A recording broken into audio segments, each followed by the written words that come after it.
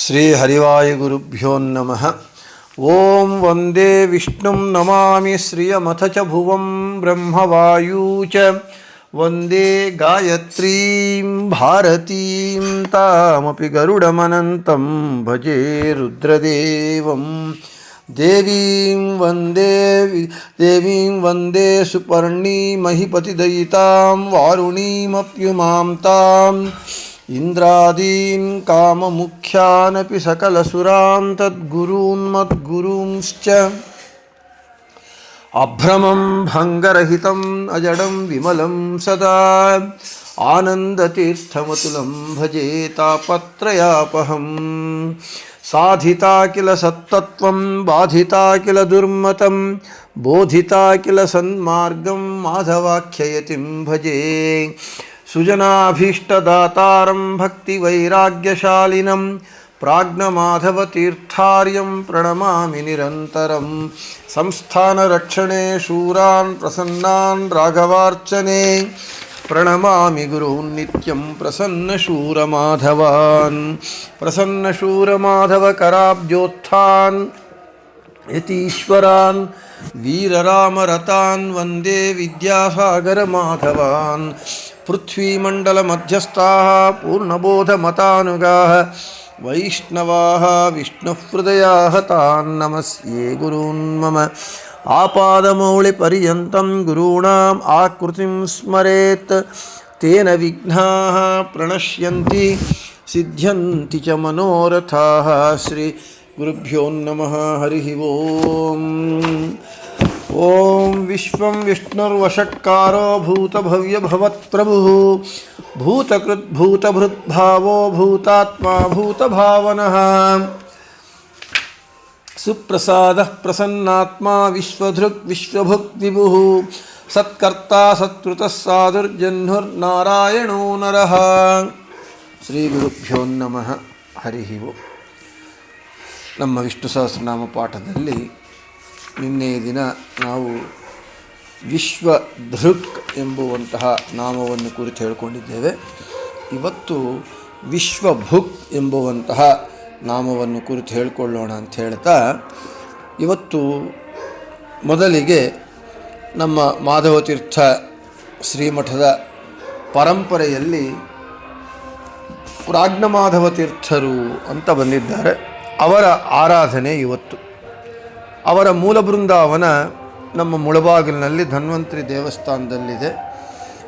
ಅವರ ಒಂದು ಆರಾಧನಾ ಸಂದರ್ಭವಾಗಿ ಇವತ್ತು ಅವರನ್ನು ಸ್ಮರಿಸಿಕೊಂಡು ಮುಂದೆ ನಮ್ಮ ಪಾಠನ್ನು ಪ್ರಾರಂಭ ಮಾಡೋಣ ಅಂತ ಹೇಳ್ತಾ,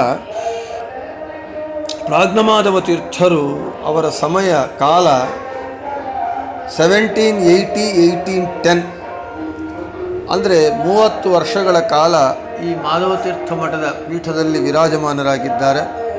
ಇವರ ಗುರುಗಳು ಕೇಶವ ಮಾಧವತೀರ್ಥರು ಅಂಥೇಳಿ ಭದ್ರಾವತಿಯಲ್ಲಿ ಇರುವವರು. ಅವರಿಂದ ಆಶ್ರಮ ಪಡೆದವರು ಕೇಶವ ಮಾಧವತೀರ್ಥರಿಂದ ಆಶ್ರಮ ಪಡೆದವರು. ಮತ್ತು ಇವರ ಶಿಷ್ಯರು ಧೀರಮಾಧವ ತೀರ್ಥರು.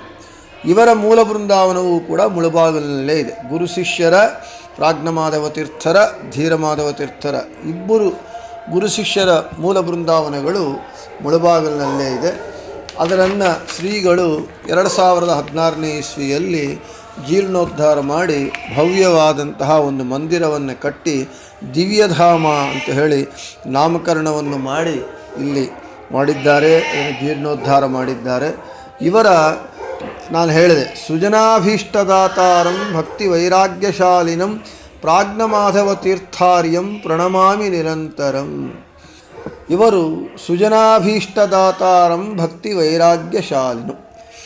ಇವರು ಭಕ್ತಿ ವೈರಾಗ್ಯಶಾಲಿಗಳು, ಸುಜನಾಭೀಷ್ಟದಾತಾರ, ಒಳ್ಳೆಯ ಸಜ್ಜನರ ಅಭೀಷ್ಟಗಳನ್ನು ಕೊಡತಕ್ಕಂತಹ ಅವರು. ಅಂತಹ ಪ್ರಾಜ್ಞಮಾಧವ ತೀರ್ಥಾರ್ಯಂ ಪ್ರಣಮಾಮಿ ನಿರಂತರಂ. ಅಂತಹ ಪ್ರಾಜ್ಞಮಾಧವ ತೀರ್ಥರನ್ನು ನಿರಂತರವೂ ನಾನು ನಮಸ್ಕಾರವನ್ನು ಮಾಡ್ತೇನೆ ಅಂತ ಇವರ ಒಂದು ಚರಮ ಶ್ಲೋಕ. ಈ ರೀತಿ ಅವರನ್ನು ಇವತ್ತು ಅವರ ಆರಾಧನಾ ಸಂದರ್ಭವಾಗಿ ಗುರು ಸ್ಮರಣೆ ಮಾಡಿ ಇಲ್ಲಿ ಸ್ವಾಮಿಗಳು ಮೂಲ ವೀರರಾಮ ದೇವರನ್ನ ತಂದು ಇಲ್ಲಿಗೆ ಸಂಸ್ಥಾನ ಬಂದಿದೆ. ಇವತ್ತು ಇಲ್ಲಿ ಸಂಸ್ಥಾನ ಪೂಜೆ, ಭಿಕ್ಷಾ, ಗುರುಗಳ ಆರಾಧನೆ ಕಾರ್ಯಕ್ರಮವೆಲ್ಲವೂ ನಡೆಯುತ್ತೆ ಅಂತ ಹೇಳ್ತಾ, ನಮ್ಮ ಮಠದ ಪರಂಪರಾ ಗುರುಗಳಾದಂತಹ ಪ್ರಾಜ್ಞಮಾಧವ ತೀರ್ಥರ ಅನುಗ್ರಹವು ನಮ್ಮ ಪಾಠಕ್ಕೆ, ನಮ್ಮ ಈ ಜ್ಞಾನಯಜ್ಞಕ್ಕೆ ಆಗಲಿ ಅಂತ ಅವರನ್ನು ಪ್ರಾರ್ಥನೆ ಮಾಡ್ತಾ ಇನ್ನು ನಮ್ಮ ಪಾಠವನ್ನು ಶುರು ಮಾಡೋಣ. ವಿಶ್ವಭುಕ್. ವಿಶ್ವಂ ಭುಂಕ್ತೆ ಇತಿ ವಿಶ್ವಭುಕ್ ಅಂದರೆ ವಿಶ್ವವನ್ನು ತಿನ್ನುತ್ತಾನೆ, ಭೋಗಿಸುತ್ತಾನೆ. ಆದ ಕಾರಣ ಭಗವಂತನಿಗೆ ವಿಶ್ವಭುಕ್. ಸಮಸ್ತವನ್ನೂ ಭೋಗಿಸುತ್ತಾನೆ, ಇಡೀ ವಿಶ್ವವನ್ನು ಭೋಗಿಸುವವನು, ಭುಂಜಿಸುವವನು. ಆದ ಕಾರಣ ವಿಶ್ವಭುಕ್ ಅಂತ ಹೆಸರು. ಏನು ವಿಶ್ವವನ್ನು ತಿನ್ನುವವನು ಭಗವಂತ ಅಂತ ಹೇಳ್ತಿರಲ್ಲ, ಇದು ಹೇಗೆ ತಿನ್ನೋದು ಅಂದರೆ ಏನು ಅರ್ಥ ಅಂತ ನಾವು ಇಲ್ಲಿ ಶಾಸ್ತ್ರೀಯ ಪರಿಭಾಷೆಯಲ್ಲಿ ನಾವು ಅರ್ಥ ಮಾಡಿಕೊಂಡಾಗ ಭಗವಂತನಿಗೆ ವಿಶ್ವಭುಕ್ ಅಂತ ಯಾಕೆ ಹೆಸರು ಬಂತು ಅಂತ ಗೊತ್ತಾಗುತ್ತೆ. ಇನ್ನು ಬ್ರಹ್ಮಸೂತ್ರ ಹೇಳುತ್ತೆ, ಒಂದು ಬ್ರಹ್ಮಸೂತ್ರ, ಅತ್ತ ಚರಾಚರ ಗ್ರಹಣಾತ್ ಓಂ ಅಂಥೇಳಿ.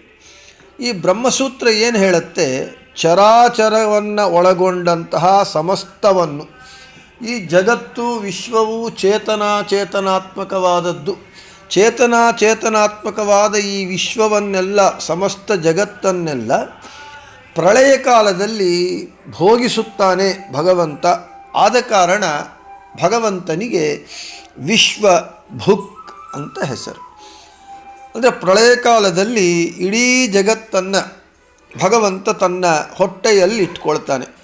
ಅದಕ್ಕೆ ಅವನಿಗೆ ಜಗದುದರ ಅಂತ ಹೆಸರು. ಜಗತ್ತನ್ನು ತನ್ನ ಉದರದಲ್ಲಿ ಇಟ್ಟುಕೊಳ್ಳುವವನಾದ ಕಾರಣ ಇಡೀ ಜಗತ್ತನ್ನು ತಾನು ತಿನ್ನುತ್ತಾನೆ, ಭೋಗಿಸುತ್ತಾನೆ. ಆದ ಕಾರಣ ಭಗವಂತನಿಗೆ ವಿಶ್ವಭುಕ್ ಅಂತ ಹೆಸರು ಅಂತ ಬ್ರಹ್ಮಸೂತ್ರ ಹೇಳ್ತಾ ಇದೆ. ಅತ್ತ ಚರಾಚರ ಗ್ರಹಣಾತ್ ಓಂ ಅಂತೇಳಿ ಆಚಾರ್ಯರು ಬ್ರಹ್ಮಸೂತ್ರ ಭಾಷ್ಯದಲ್ಲಿ ಸ್ಕಾಂದ ಪುರಾಣ ಒಂದು ವಾಕ್ಯವನ್ನು ಉಲ್ಲೇಖ ಮಾಡ್ತಾರೆ. ಅದು ಹೀಗಿದೆ: ಸ್ರಷ್ಟ ಪಾತ ತಥೈವಾತ್ತ ನಿಖಿಲಸ್ಯೈಕ ಏವತು ವಾಸುದೇವ ಪರಃ ಪುಂಸಾಂ ಇತರೆ ಅಲ್ಪಸ್ಯವ ನವ. ಸ್ಕಾಂದ ಪುರಾಣ ವಾಕ್ಯ. ಇದರ ಅರ್ಥ ಏನು ಅಂತ ಹೇಳಿದರೆ, ಯಾವ ಭಗವಂತನು ನಿಖಿಲ ಪ್ರಪಂಚವನ್ನು, ಇಡೀ ಪ್ರಪಂಚವನ್ನು ಸೃಷ್ಟಿಸುತ್ತಾನೋ, ರಕ್ಷಣೆ ಮಾಡ್ತಾನೋ, ಮತ್ತು ಅವನೇ ಪ್ರಳಯ ಕಾಲದಲ್ಲಿ ಆ ಜಗತ್ತನ್ನು ಭೋಗಿಸುತ್ತಾನೆ ಅಂತ. ಅಂದರೆ ಇಡೀ ಜಗತ್ತಿನ ಸೃಷ್ಟಿ, ಸ್ಥಿತಿ, ಸಂಹಾರ ಎಲ್ಲವನ್ನೂ ಕೂಡ ಭಗವಂತನೇ ಮಾಡ್ತಾನೆ. ಆದ ಕಾರಣ ಅವನಿಗೆ ವಿಶ್ವಭುಕ್ ಅಂತ ಹೆಸರು. ಆದರೆ ಜಗತ್ತನ್ನು ಸೃಷ್ಟಿ ಮಾಡುವವನು ಅವನೇ, ಪೋಷಣೆ ಮಾಡುವವನು, ರಕ್ಷಿಸುವವನು ಅವನೇ. ಅವನೇ ಈ ಪ್ರಳಯ ಕಾಲದಲ್ಲಿ ಈ ಜಗತ್ತನ್ನು, ವಿಶ್ವವನ್ನು ಭೋಗಿಸುತ್ತಾನೆ. ಆದ ಕಾರಣ ವಿಶ್ವಭುಕ್ ಅಂತ ಹೆಸರು. ನಾವು ಇಷ್ಟಕ್ಕೆ ಮುಂಚೆ ಹೇಳಿಕೊಂಡಂತೆ ಇಡೀ ಜಗತ್ತನ್ನು, ಈ ಜಗತ್ತಿನ ಸೃಷ್ಟ್ಯಾದಿ ಅಷ್ಟಕಾರ್ಯಗಳನ್ನು ಓಂ ಜನ್ಮಾದ್ಯಸ್ಯ ಯತಃ ಓಂ ಅಂತ ಬ್ರಹ್ಮಸೂತ್ರದಲ್ಲಿ 2ನೇ ಸೂತ್ರ ಏನು ಹೇಳುತ್ತೆ, ಓಂ ಜನ್ಮಾದ್ಯಸ್ಯ ಓಂ ಅಸ್ಯ, ಈ ಜಗತ್ತಿನ ಜನ್ಮಾದಿ, ಜನ್ಮ ಅಂದರೆ ಸೃಷ್ಟಿ, ಆದಿ ಶಬ್ದದಿಂದ ಸ್ಥಿತಿ ಸಂಹಾರ ನಿಯಮನ ಬಂಧ ಜ್ಞಾನ ಅಜ್ಞಾನ ಮೋಕ್ಷ ಎಂಬ 8 ಕಾರ್ಯಗಳು ಯಾವನು ಮಾಡ್ತಾನೋ ಅವನೇ ಭಗವಂತ. ಆದ ಕಾರಣ ಹಾಗೆ ಈ ಜಗತ್ತಿನ ಸೃಷ್ಟಿ, ಪೋಷಣೆ ಮತ್ತು ಆ ಸೃಷ್ಟಿ ಮಾಡಿ ಪೋಷಣೆ ಮಾಡಿರುವ ಜಗತ್ತನ್ನು ತಾನೇ ಭೋಗಿಸುತ್ತಾನಾದ ಕಾರಣ ಅವನಿಗೆ ವಿಶ್ವಭುಕ್ ಅಂಥೇಳಿ ಸ್ಕಾಂದ ಪುರಾಣ ವಾಕ್ಯ ಹೇಳ್ತಾ ಇದೆ ಅಂತ ಆಚಾರ್ಯರು ಬ್ರಹ್ಮಸೂತ್ರ ಭಾಷ್ಯದಲ್ಲಿ ಉಲ್ಲೇಖ ಮಾಡ್ತಾರೆ. ಇನ್ನು ನಮಗೆ ಏಕಃ ಪುರಸ್ತಾದ್ ಯ ಇದಂ ಬಭೂವ ಯತೋ ಬಭೂವ ಭುವನಸ್ಯ ಗೋಪಾಹ ಯಮಪ್ಯೇತಿ ಭುವನಂ ಸಾಂಪರಾಯೇ ಅಂತ ಹೇಳ್ತಾ ಇದೆ. ಹಾಗೆ ಈ ಪ್ರಳಯ ಕಾಲದಲ್ಲಿ ತೈತ್ರಿಯ ಶ್ರುತಿ ಹೇಳುತ್ತೆ ಏನು, ಈ ಜಗತ್ತಿನ ಸೃಷ್ಟಿಕಾಲದಲ್ಲಿ ಸೃಷ್ಟಿಸಿದಂತಹ, ಸ್ಥಿತಿಕಾಲದಲ್ಲಿ ರಕ್ಷಿಸಿದಂತಹ ಭಗವಂತನ ಒಳಗೆ ಈ ಪ್ರಳಯ ಕಾಲದಲ್ಲಿ ಈ ಭುವನವು, ಇಡೀ ಜಗತ್ತೆಲ್ಲವೂ ಅವನ ಹೊಟ್ಟೆಯಲ್ಲಿ ಪ್ರವೇಶ ಮಾಡತ್ತೆ ಅಂತ ತೈತ್ರಿಯ ಶ್ರುತಿ ಹೇಳ್ತಾ ಇದೆ. ಆದ ಕಾರಣ ಯಾವನ ಹೊಟ್ಟೆಯಲ್ಲಿ, ಅಂದರೆ ಸೃಷ್ಟಿಸಿದ ಪೋಷಿಸಿದ ಭಗವಂತನ ಹೊಟ್ಟೆಯಲ್ಲಿ ಪ್ರಳಯ ಕಾಲದಲ್ಲಿ ಈ ಜಗತ್ತು ಪ್ರವೇಶ ಮಾಡತ್ತೆ. ಆದ ಕಾರಣ ಭಗವಂತನಿಗೆ ವಿಶ್ವಭುಕ್ ಅಂತ ಹೆಸರು.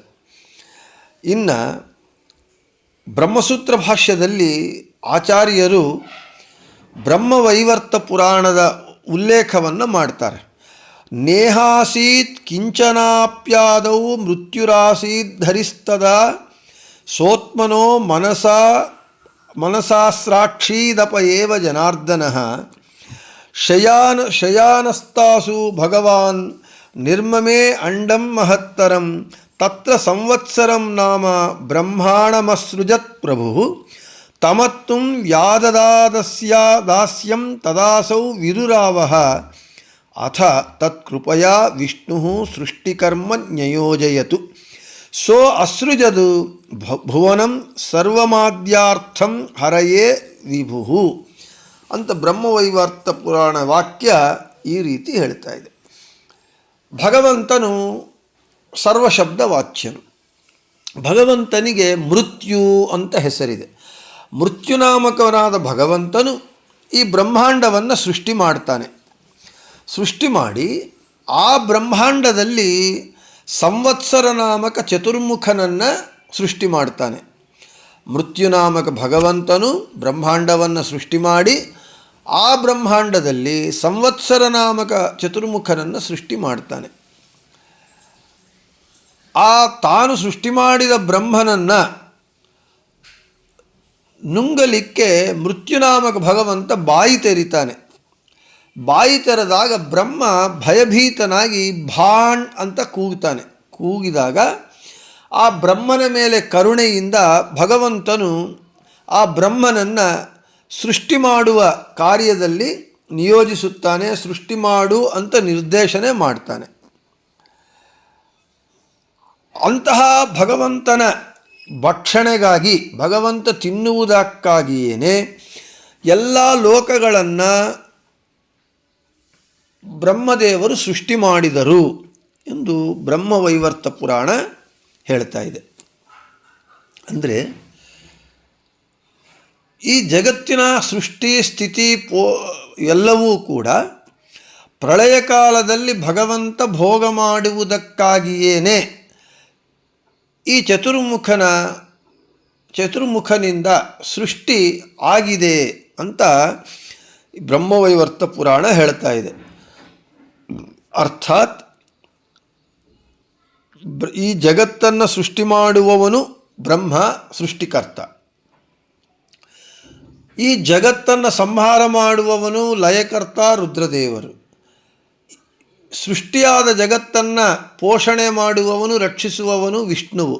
ಆದರೆ ಬ್ರಹ್ಮ ರುದ್ರರಿಬ್ಬರೂ ಅಸ್ವತಂತ್ರರಾದ ಕಾರಣ ಬ್ರಹ್ಮರುದ್ರರಲ್ಲಿ ಭಗವಂತ ಬ್ರಹ್ಮನಾಮಕನಾಗಿ, ರುದ್ರನಾಮಕನಾಗಿ, ಬ್ರಹ್ಮಶಬ್ದವಾಚ್ಯನಾಗಿ, ರುದ್ರಶಬ್ದವಾಚ್ಯನಾಗಿ, ರುದ್ರಾಕಾರನಾಗಿ, ಬ್ರಹ್ಮಾಕಾರನಾಗಿ, ಬ್ರಹ್ಮಾಂತರ್ಯಾಮಿಯಾಗಿ, ರುದ್ರಾಂತರ್ಯಾಮಿಯಾಗಿ, ಬ್ರಹ್ಮರುದ್ರರಿಂದ ಭಿನ್ನನಾಗಿ ಸೃಷ್ಟಿ ಲಯಗಳನ್ನು ತಾನೇ ಮಾಡ್ತಾನೆ.